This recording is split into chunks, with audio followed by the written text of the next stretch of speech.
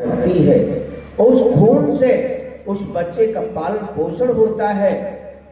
और जब बच्चा पैदा हो जाता है तो पैदा होने के बाद वही खून सफेद दूध के रूप में बदल जाता है और वो बच्चा दुग्धपान करता है। दुग्धपान करते करते और वो बच्चा पुष्ट हो जाता है, शरीर का पोषण मिल जाता है उसका। लेकिन जो बच्चा माँ का दूध का पान नहीं करता है या उसको किसी कारणों आज की स्थिति का अवलोकन करते हुए यदि नहीं मिलता है तो वो बच्चा कमजोर का कमजोर हो जाता है। उस बच्चे के अंदर वो ताकत, वो हिम्मत, वो साहस, वो विचार नहीं मिलता है।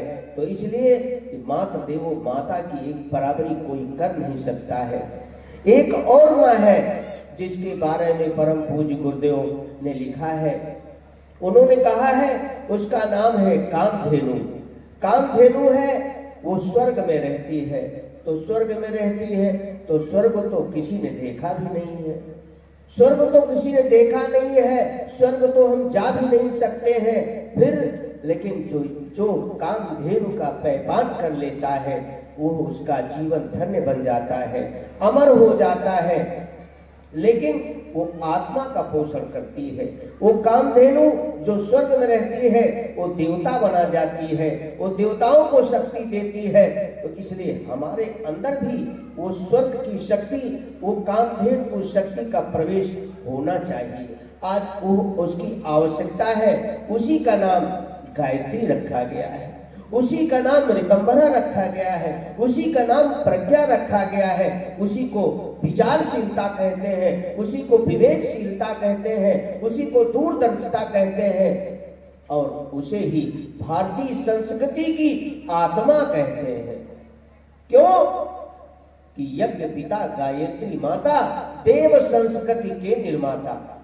देव संस्कृति को जिंदा जागृत रखने वाले, विचारधारा को आगे बढ़ा करके रास्ते में लगाने वाले का नाम ही गायत्री है।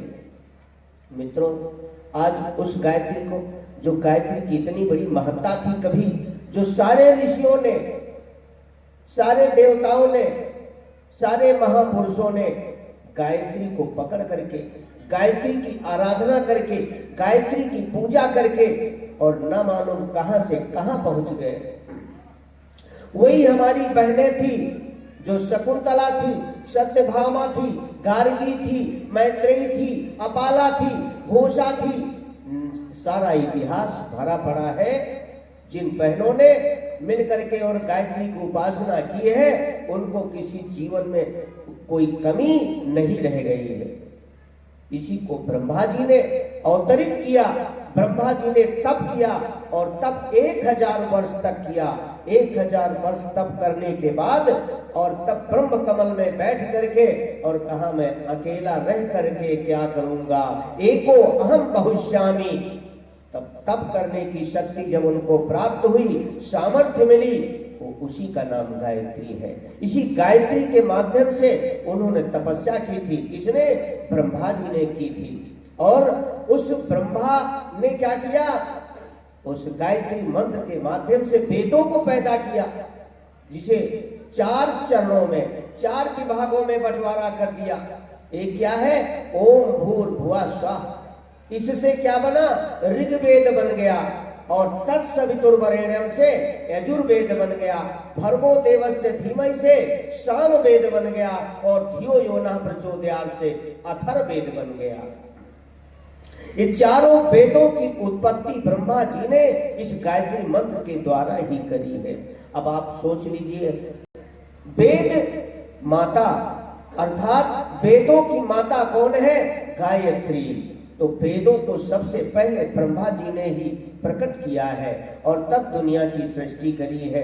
तो आप सोच लीजिए, वो गायत्री को जो इतनी ताकतवर रही हो, उसको किन्हीं विद्वानों ने कह दिया, प्रतिबंध लगा दिया, ये तो ब्राह्मणों की कामधेनु है, ये सबके पास नहीं जाती है, ये तो नारियों के पास नहीं जाती है, बहनें इसका जप नहीं कर सकती हैं, नहीं तो ना मालूम क्या क्या भ्रांति फैला दी। बेड़ी हथकड़ी हाथ पैरों में जकड़ दिया उस गायत्री को और कहा, ब्रह्मा जी ने कीलित कर दिया है, शिव ने विश्वामित्र ने कीलित कर दिया है, भगवान शंकर ने कीलित कर दिया है। ये कैसे? भगवान परम पूज्य गुरुदेव ने कहा, जिसने 1000 वर्ष की तपस्या की हो, जो सब काम दुख, सर्व काम दुख गायत्री को कहा गया है, सभी कामनाओं को देने वाली गायत्री को कहा गया है, और उसको श्राप दे देगा कोई? श्राप नहीं दे सकता है, इसलिए कि वो इतनी प्यारी माँ बन जाती है, तो वो प्यारी माँ के ऊपर श्राप कैसे लग सकता है? इसलिए प्रतिबंध जो लगा था, ये जो 24 अक्षर परम पुनीता, इनमें बसे शास्त्र शुद्ध गीता, तो ये जो 24 अक्षर का गायत्री मंत्र है मित्रों, 24 अक्षर का गायत्री मंत्र मैं आपको और बताना चाहूंगा कि देवी भागवत में 24,000 श्लोक है, और 24,000 श्लोकों की एक एक अक्षर की व्याख्या 1,000 श्लोक के बराबर है। अब सोच लीजिए वो गायत्री मंत्र कितना पावरफुल है कि एक अक्षर की व्याख्या श्री व्यास भगवान ने क्या किया है? 1,000 श्लोक लिखे हैं एक अक्षर से, तो 24,000 श्लोक की व्याख्या की है। वाल्मीकि रामायण, और वाल्मीकि रामायण में भी 24,000 श्लोक है, उसमें भी 1,000 श्लोक लगे हुए हैं, एक एक अक्षर का संपुट लगा हुआ है। अब आप सोच लीजिए